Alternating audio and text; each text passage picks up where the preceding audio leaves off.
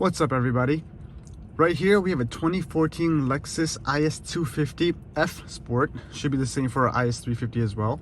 Today I'm going to show you how to get rid of that annoying exclamation point when you have a maintenance light on. All right, there's two ways to reset the maintenance light on here. I'm going to talk about the dashboard one first, right over here, and then I'm going to talk about the screen one.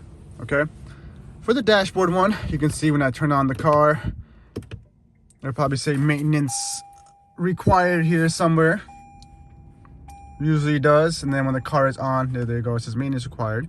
So to remove this one, what you have to do is you want to click the little square button to move the gauge to the side. If you've never seen that before, it's pretty cool.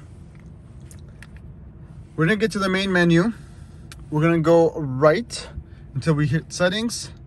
We're gonna click enter for the settings, go down to maintenance system, hit the enter button again. Do you want to initialize? Yes, I do. Initialization complete. And the maintenance light is reset, okay? Now, when I go back to start my car or whatever, that exclamation point is gone and I no longer have that stupid maintenance light system. Now, before doing that, you also want to reset the maintenance system in this screen. And how to do that is we're gonna hit menu to get to the main menu. We're gonna go to setup. We're gonna go to vehicle, right over there. You're gonna go to maintenance. And then we wanna make sure whatever that here that's red, we wanna make it back to blue.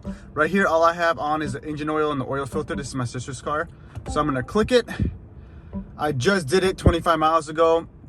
If it needs to be reset, it's gonna say like reset down here. Right now it just says delete, but remaining should show 0. I'm gonna go in and reset it. Hit OK. Go ahead to the oil filter one. Reset that one as well. Then hit OK. And then if I have any of these other ones on for brake pads and rotations for your tire and etc., you're gonna reset those as well. Then go back, and that'll get rid of the maintenance light on this screen. Okay, and the initialization process, I think what it does is it takes it from here. So always make sure to do this one first, then come over here, initialize your maintenance, and that's how you clear the maintenance light on your Lexus. Thanks for watching. If you have any other questions or comments or concerns, please comment them below.